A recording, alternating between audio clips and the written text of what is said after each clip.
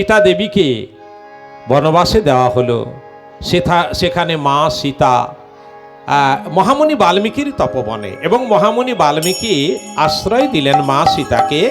সেখানে দুটি মায়ের গর্ভজাত সন্তান ভূমিষ্ঠ হলো। তাদের একজনের নাম লব, একজনের নাম কোষ। মহামুনি বাল্মীকি তাদের নাম রাখলেন লব কোষ। শশীকলার মতো বাড়তে লাগলো এবং সমস্ত বিদ্যায় তাদের পারদর্শী করবার জন্য যা কিছু শিক্ষা দান করতে লাগলো মহামুনি বাল্মীকি। আর যখন তাদের বয়স ঠিক 5-7 বৎসরের মতো, তারা ওই নেচে নেচে রামায়ণ গান করে। আর যখন নেচে নেচে রামায়ণ গান করে, স্বর্গ থেকে যেন সুধা ঝরে পড়ে।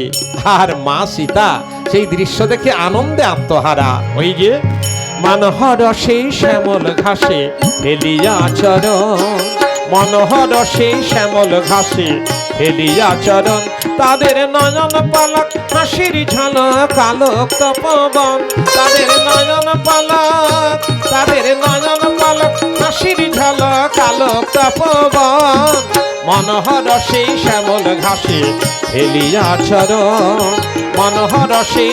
খুব সুন্দর দাদা, খুব সুন্দর, ধন্যবাদ।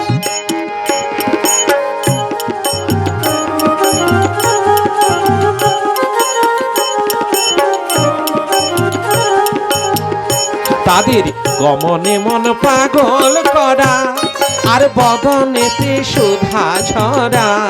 আহা, গমনে মন পাগল করা, বদনেতে সুধা ঝরা।